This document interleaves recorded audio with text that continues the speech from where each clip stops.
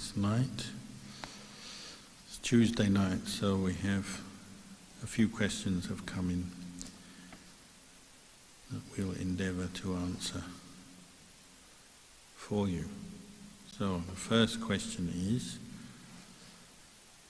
how do we deal with negative thoughts that arise when we look at other people and feel that they have a better life than us and that life is unfair?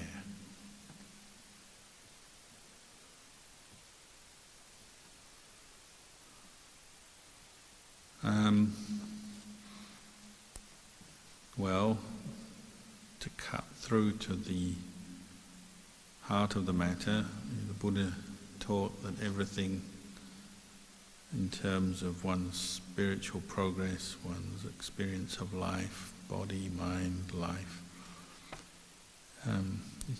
goes according to causes and conditions. This is the teaching of karma. And say you're looking at other people and thinking they've got a better life than you, well, they must have made the causes for that somewhere along the line, and they're receiving the fruits of that. So like, for example, you look at the Buddha or a Buddha statue and you recollect the Buddha. Well, you have to accept, as we read in the text and as one contemplates one's own spiritual practice, you realize, well, the Buddha is somebody who made a wish, an adhitthana, to become a Buddha at a previous point in their spiritual progress. They became what we call a bodhisattva, and then made tremendous sacrifice over many, many lives until eventually born this last life as Prince Siddhartha, but became the enlightened, the fully awakened Buddha. When you look at or think about a Buddha, I guess you could become jealous or negative when you think about the Buddha, but most people think about the Buddha with a rejoicing that there is a Buddha in the world, and that Buddha has perfected the parami, the 10 parami that we talk about as being what the Buddha completes or perfects, these 10 qualities such as generosity, goodwill, morality, renunciation, wisdom, and so on. And it's rare, but not impossible, for somebody to be jealous of a Buddha and sort of sit there thinking, oh, why does the Buddha have all the praise, and why do we know the Buddha and respect and worship the Buddha, and nobody's interested in me? You could think that. But most Buddhists will accept that the Buddha is the teacher and the leader of the Buddhist community, because he's sacrificed more than others, practiced longer and more than others. Of course, in the time of the Buddha, then some other teachers did get jealous of the Buddha. They may have been sitting on their meditation cushion thinking, why is the Buddha so wise, and why does everyone revere the Buddha and not me? They could have been thinking that with jealousy and competitiveness.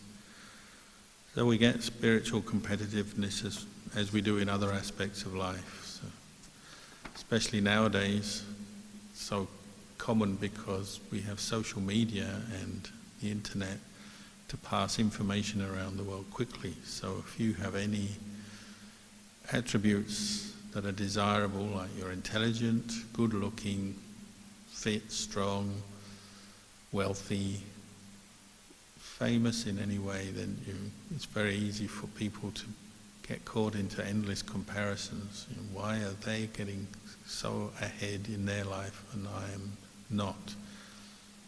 And this comes from the unenlightened mind that attaches to the sense of self in this body, one's appearance, what one knows, who one knows, one's knowledge, and so on.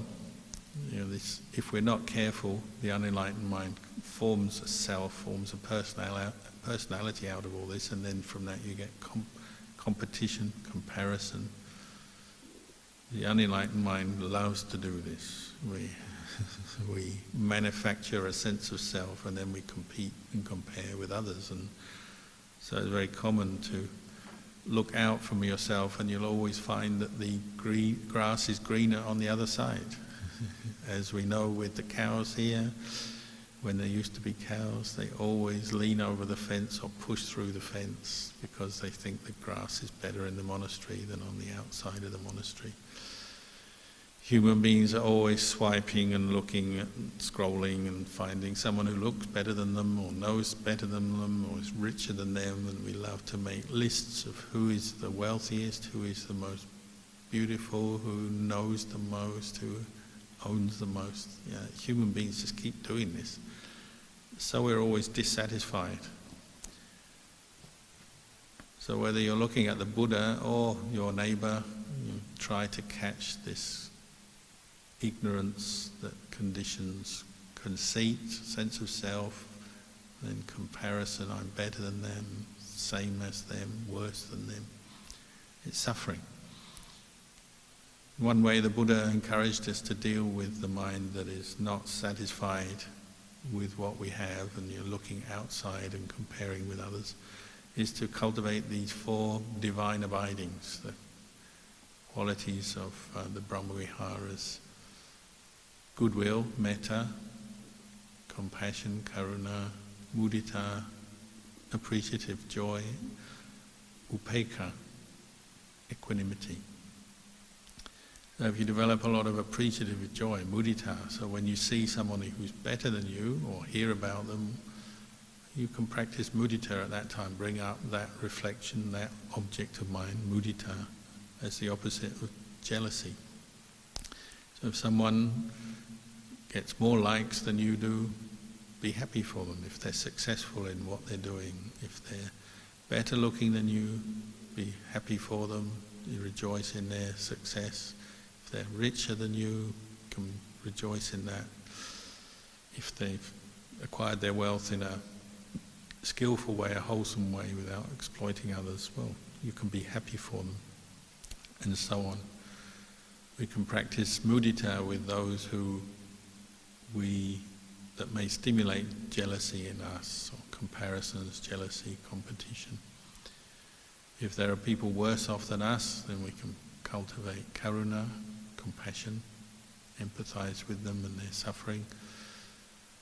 We develop goodwill for all beings as a general kind of daily thought and daily attitude to develop. And then the hardest of all is upekkha, equanimity,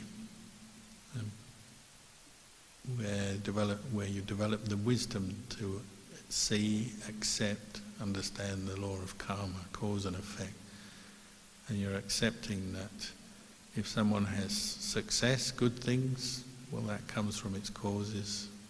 They've made sacrifices and done good things that have led up to whatever success they're experiencing. Maybe in previous lives as well as this life. Or if someone is suffering and there's not much you can do about it, well, you can also practice equanimity. You know from the law of karma that that person may be experiencing pain or suffering as a result of past karmic actions that have caught up with them. So these 4 qualities, goodwill, compassion, appreciative joy and equanimity, they help us to deal with the sense of self and this mind that's always looking around and competing and comparing, and it helps us to reduce the suffering that comes from that. Brings especially equanimity, which is the hardest of all to develop, but when you develop more equanimity, you're able to cope with the fact that people around you, other people you know, some are more advanced spiritually, some are less, some are wiser, some are not so wise, some know a lot, some know less, some are able to meditate very successfully and attain samadhi easily, some are not. That's just life. That depends on karma, doesn't it? There's many factors here. But our aim is to look after our mind, keep our mind in a healthy state and in a wholesome state. So if you use these 4 Brahmaviharas, they'll help you deal with some of the problems of comparing with other people and feeling that your situation is not the best. Why do I always seem to have problems more than other people? Why do other people seem to get a better deal than me? These are very normal thoughts to have for the unenlightened mind, where we do get caught into comparing with other people. But try and catch them with mindfulness and recognize it's suffering when you fall into that way of thinking. It's not the way to happiness. If it arises, catch it, know it, let it go. And bring up these Brahmaviharas. These can help you deal with that, the suffering of looking out at other people and feeling that you're not getting a good deal. You learn this in a monastery, because in a monastery you come into the Sangha as a monk and you sit in line according to who ordains first, who ordains second, third, fourth, and so on. And that just depends on time, doesn't it? Who ordained first just depends on when they joined the Sangha, went through the ordination procedure, and then you collect your food every day, you go along according to who's senior, who's junior. It's just the way it is, and you learn to accept that fact that there's some monks who you'll always be junior to because they ordain before you, and you bow to them or show them respect. You let them pick the food first. And then those ones who are more senior, they have to practice compassion and kindness for the more junior ones, so they don't clean the plates off with taking all the good food, leaving nothing for those behind. When you're collecting your food, you think of the ones behind you. And that applies to anything in the monastic life. You learn to think of others, both the senior ones, the junior ones, whether it's in the distribution of robe material or food or lodgings, kutis that we sleep in. You accept that somebody else may get a choice ahead of you because they're ahead of you in the line. And then one day you'll be at the top of the line and someone else will be at the bottom of the line. And if they're thinking like that, then they'll suffer if they're competing and comparing. And of course, it does happen.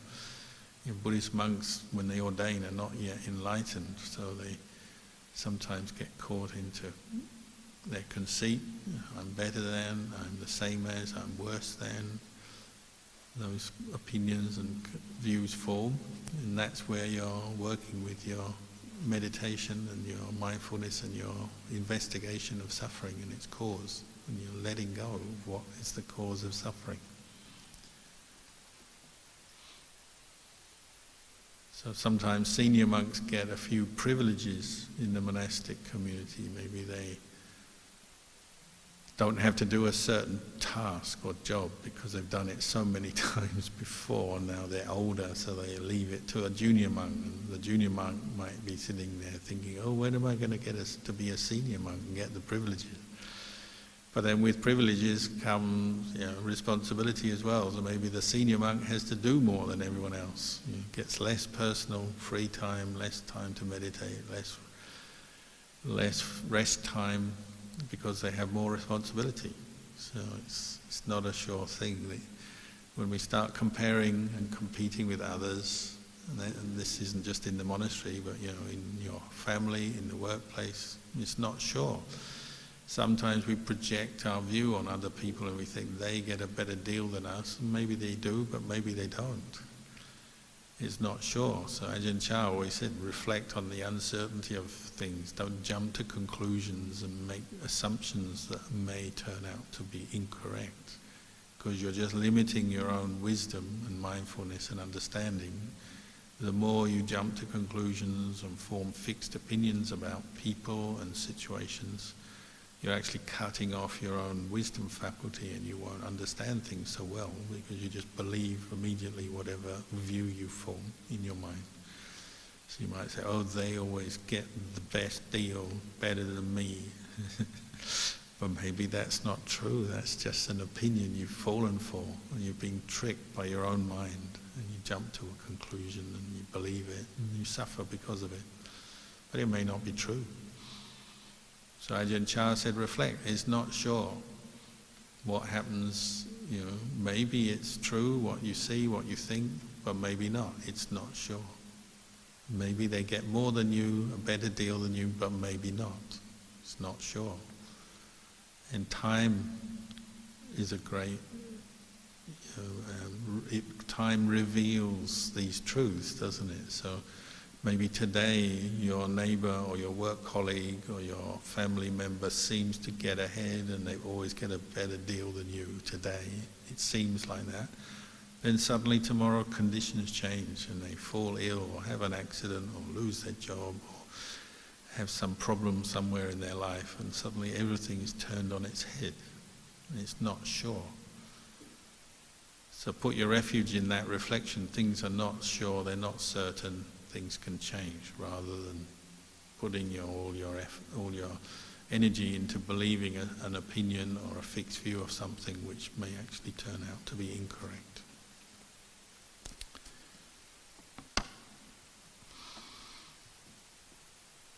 There's another question here. Lumpur, if we watch a Buddhist-related video online, such as a Buddhist documentary, however the video has background music, is this considered breaking the seventh precept to refrain from listening or playing music? It depends what your intention is and what you're doing mentally, doesn't it? Again, with the proliferation of technology, video technology, digital technology, we're exposed to a lot more things these days, more information, more videos, and that includes more music. And you could just be walking along the road and you hear music, or you want to watch a Buddhist documentary and it starts off with some introductory music.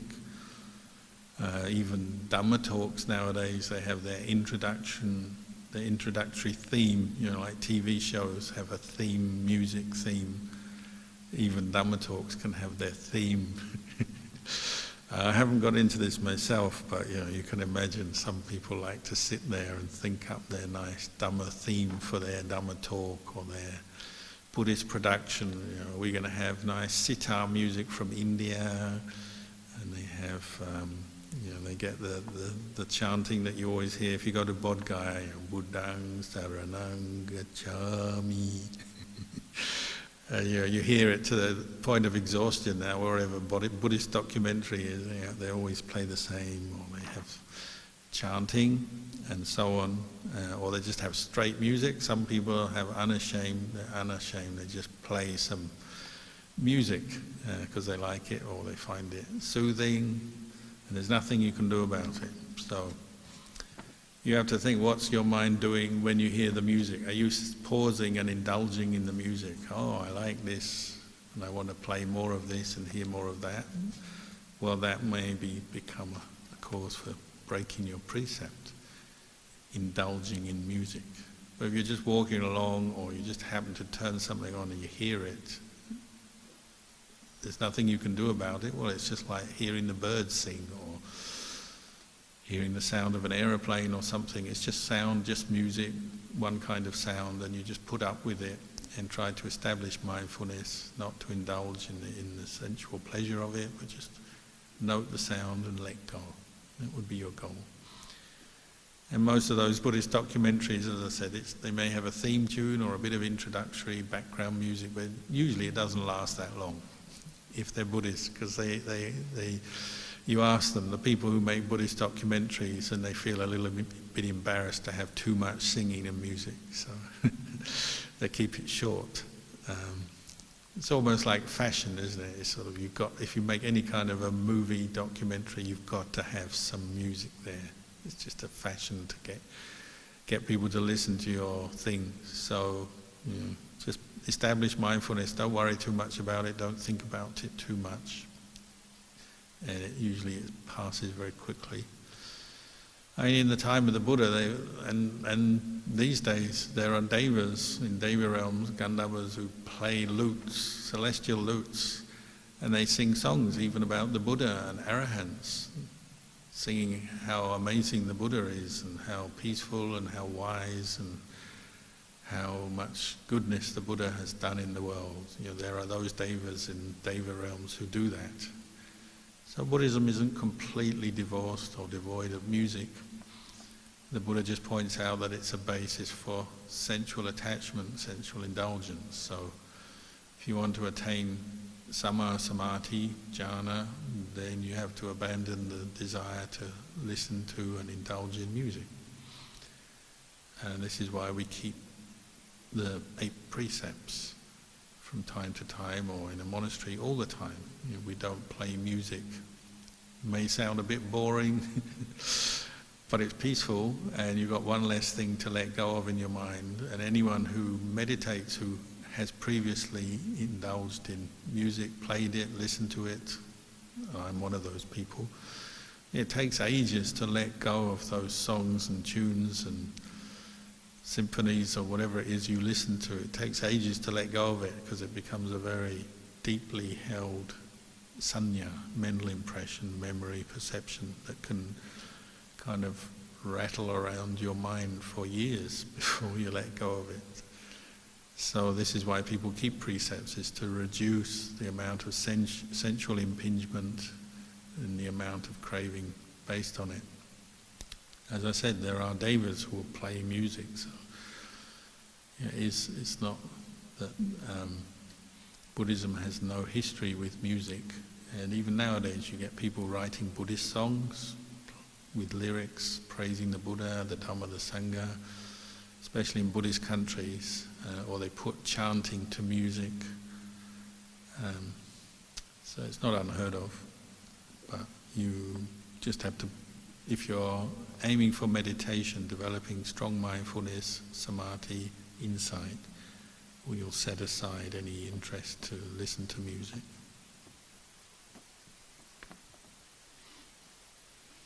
The last question tonight. Can we let go, or do we let go of the state of tiredness during meditation? Just like how we let go of the other mental hindrances, by recognizing it as the way it is through anicca, dukkha, anatta. Well, I think you have to make a distinction here between the hindrance of tinamita, which is translated as sloth and torpor, laziness, dullness as well, mental dullness, and just the physical tiredness of a human body, especially after exertion. So that exertion may be you've worked all day, been up for many hours, so you start to feel tired, or you're putting forth effort into meditation, sitting, walking meditation, and eventually you feel tired. Or you've been using your mind, even the practice of vipassana, contemplating the arising and ceasing of phenomena, uses up mental energies. You may be mentally tired. So there's that, there's the physical feelings and the mental feelings associated with tiredness, having expended energy doing things, whether it's physical work or meditation.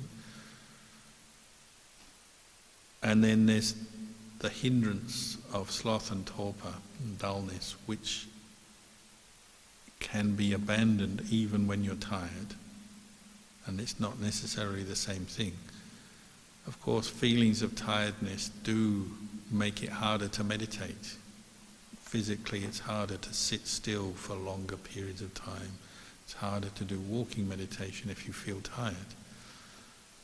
And so the hindrance of sloth and torpor, drowsiness, dullness, can very easily be stimulated by a previously existing physical condition of tiredness, illness as well. And tiredness is really a kind of illness, isn't it? When your body is not at its peak. because you've been up for a long time or doing physical exercise or using your faculties, including your brain, your eyesight and so on, for a long time, so you get tired. So it's almost like a form of mild illness. How you deal with it? Well, number one, we try to practice patience, endurance.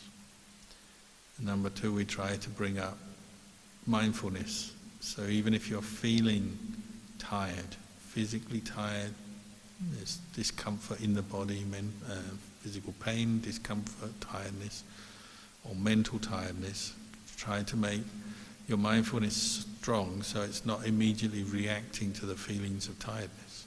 It's knowing them but not reacting with any form of mental defilement. So that includes aversion and it includes sloth and torpor. So what so many people experience is they go to work all day, come home and they want to do some meditation and they're tired and they've used their brain all day and they've gone here and gone there and they may be feeling hungry or tired physically. And they sit down to meditate and the next thing they know is they're falling asleep. And you have to practice to not let those physical feelings of tiredness, how they manifest, pull the mind to sleepiness or be a cause for sleepiness. You have to work at it. But if you literally haven't slept enough, maybe you only had a few hours sleep last night and now you've been up for many hours and you sit down to meditate and you fall asleep, maybe that's just a sign you need to sleep more. And you have to learn the difference between the hindrance of sloth and torpor, which can come at any time, not necessarily from a lack of sleep or feeling tired in the body. It may just come from a lack of awareness out of habit, and your mind drifts into sleepiness, the dream state and sleepiness very easily. Maybe you're somebody who's so used to mental stimulation, talking to people, reading, looking at screens, computer screens and so on. You always need stimulation, and as soon as that stimulation is taken away, you sort of suddenly pull all the supports for the mind away. The mind doesn't know where to go or what to do, so it drops into dullness or sleepiness. That's a hindrance. And it may become stronger or come on quicker because you feel tired as well, but it's not entirely conditioned by tiredness or physical tiredness.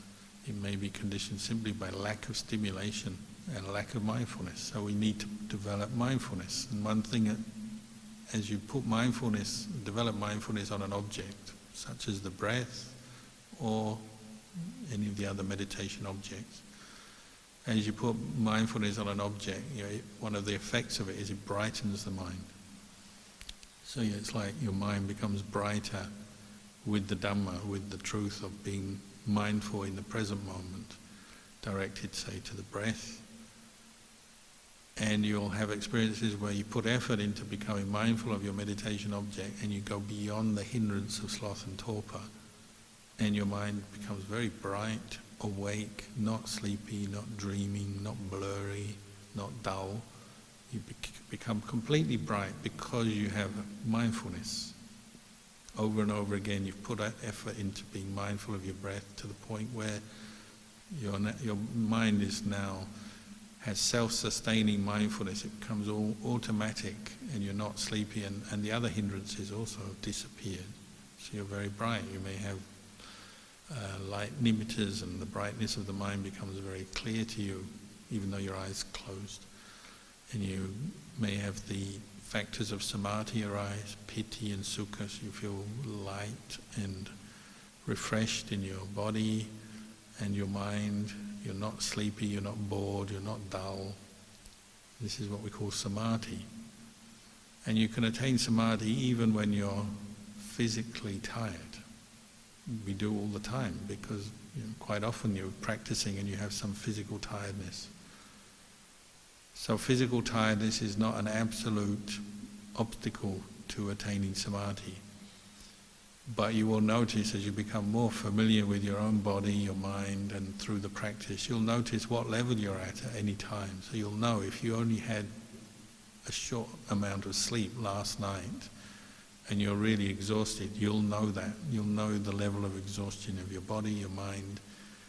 And even the Buddha, said it's quite all right if you're exhausted, haven't slept enough, rather than sitting there struggling with sleepiness and just falling asleep.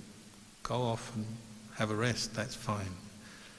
And you rest, and once you've rested, then you start your meditation again.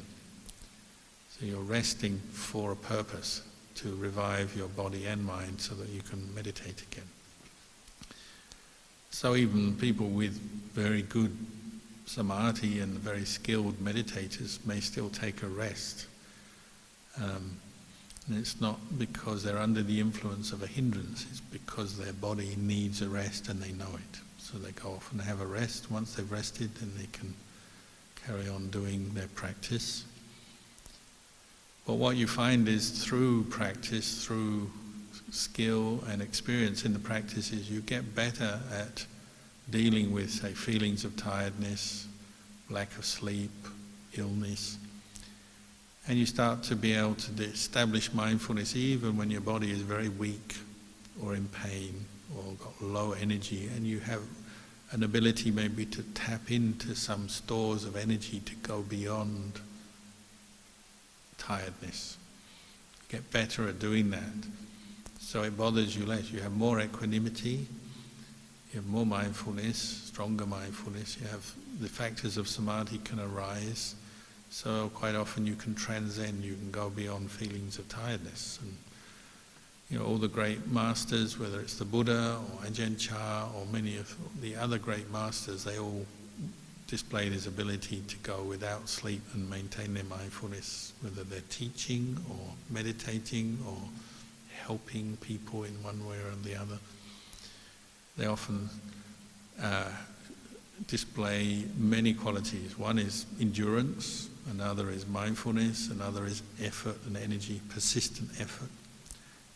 And they often seem to have, you might even say, superhuman resources that they can tap into, simply because they've trained and practiced not to give in to the hindrances. And they're still human beings though. They've got a body. If you've got a body, then you'll need to rest it from time to time. There's no way around that. If you don't rest physically, you'll get ill, won't you? You may even shorten your lifespan and have all kinds of consequences. So somebody who's practicing and they have wisdom, well, they're not going to just run their body into the ground. They'll look after their body so they can keep practicing and doing good. Nevertheless, when the time comes, they may have a resource of energy that they tap into by practicing mindfulness. And so we used to see that with Ajahn Chah all the time.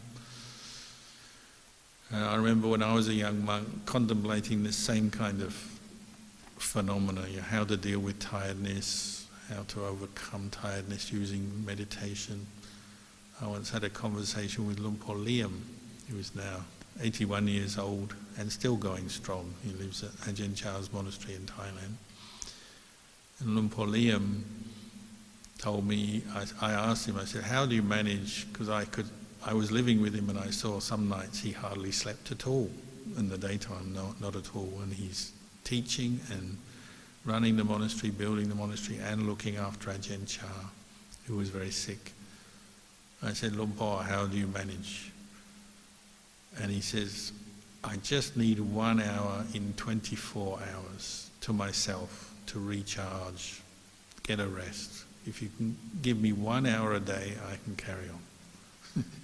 So that was like his bottom line, his minimum. Because he has very good endurance, mindfulness, he looks after his mind, he can get by on 1 hour's rest in 24 hours. That doesn't mean to say he doesn't take more rest than that, but if the bare minimum to get by with was 1 hour. And Ajahn Chah was another teacher, like there would be times when he was teaching and then helping the monks, teaching the monks in the evening, and just going with so little rest. Because monks, when you live together with someone, you get to know their habits, and they could see he's just getting no rest at all. He'd just get maybe 1 or 2 hours a night. He'd talk sometimes with the monks until 3 a.m. and meditate, and then 4 or 5 a.m. just go away and have an hour or two's rest, and then he's up again. Or Luang Por Blien is another teacher who's passed away now. He used to come and visit us here, and he'd talk all day with the lay people and teach, and then meditate and chant with us in the evening, and then talk to the monks in the night. And sometimes we'd talk with him until 1 a.m., 2 a.m., 3 a.m., and the monks are all exhausted, and he's very bright, and then he says, time to go back and rest, and then in a couple of hours he's up again, doing it all again, day after day. Luang Por Anan is the same. When I was a young monk living with Luang Por Anan, we sometimes would go and we'd meditate through the night, and then maybe at 11 o'clock we'd go and talk to him, talk Dhamma, sometimes give him a foot massage, or just chit-chat about Dhamma until 1 a.m., 2 a.m., 3 a.m. The record was 4 a.m. and then at 6 a.m. we're going out on alms round already. So you just get 1 or 2 hours sleep, and often you can't even sleep at that time because your mind is bright. When you really go beyond the hindrances, sometimes you rest your body, you lie your body down to give it a rest, but your mind is still bright and awake with samadhi.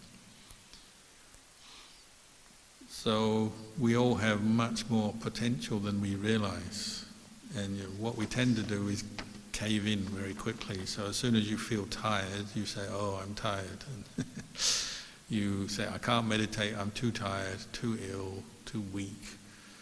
And we go and rest, or more likely is we go and do something else. We don't go and sleep, but we go and watch some program or scroll on the internet or talk to our friend, eat food, or whatever it is we do, which we find more enjoyable, more stimulating. And if you catch yourself at that time, you have to say, oh, why is it that I can do all these other things and not meditate? It must mean I'm not that tired. It's just I don't like meditating with feelings of tiredness, because they're not pleasant. So the real problem is not so much the feeling, it's the aversion to the feeling. It's unpleasant having to be with your body when you feel tired. We don't like it. We like to feel bouncy, full of energy. But that's an attachment, and that's a craving and an attachment that you have to investigate. So how do you investigate tiredness? Well, when you're sitting there and you say, I feel tired, ask yourself, where do you feel in your body, where do you feel tired? Sometimes you can't really put your finger on it, can you? You say, I feel tired, but is it in the head? Well, sometimes your head does feel a bit kind of fuzzy if you're tired, been thinking a lot or using your brain a lot. But maybe there's not much in the terms of sensations that you can become aware of, because there's not much there. Or sometimes you feel a little bit tight in the chest or in certain muscles, maybe the neck. We do get a little bit of muscle tension when we feel tired. But start to locate that with mindfulness, and your mind say, well, what are the symptoms of feeling tired, and how bad are they today? Some days you feel a lot of tension in your body, sometimes very little. If it's extreme, maybe you get a headache. Tiredness can lead to a headache or other physical symptoms. Of course, it's possible, but the idea is to become mindful of your body and feelings, vedana. This is what we call Gaya Anupassana Satipatthana, first foundation of mindfulness. Vedana Anupassana Satipatthana, the second foundation of mindfulness. You're getting to the point where you can see body is merely the body, feeling is merely feeling. The mind is merely the mind, the thoughts are merely thoughts. So with mindfulness, good consistent mindfulness, you're separating out the parts of your experience. So you're not just reacting with aversion, dislike, feeling fed up because you feel tired, but you're just observing. Oh, it's like this, it feels like this. At this moment I have, on a scale of 1 to 10, I have a lot of energy, or a medium amount of energy, or very little energy. But you just know it. You're not judging or commenting or forming a big opinion about it and creating a problem in your mind about it. You're just knowing, oh, at the moment, no energy or a lot of energy. And you're just knowing how you feel at any one moment. We used to have a saying in the monastery, when you practice a lot, and you often go without sleep, like on the all-night sits, we often go without sleep. For a whole night, we're just sitting, walking meditation. The next day, you feel very tired. Or if any time you've been putting forth a lot of effort, sleeping little, eating little, meditating a lot, you get to the point where you feel a little bit weak.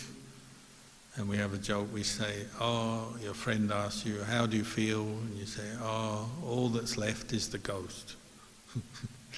Meaning your body is gone, there's no physical vitality left, you're just a ghost now for a while until you regain your energy. But it's just a jokey way of knowing, gauging what energy level you have, whether you feel full of beans, like when you're super fit, healthy, you've eaten well, you've rested well, you feel at your best.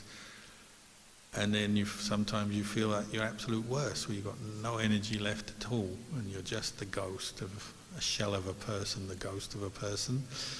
And then you have everything in between. And this is all food for contemplation, food for mindfulness, for insight. It's all impermanent, it's all not self. Whether you feel great or you feel lousy, these are just feelings, but they're not a self, a person, a being, they're just feelings to be mindful of. That's your aim, to be able to have enough equanimity and mindfulness to do that.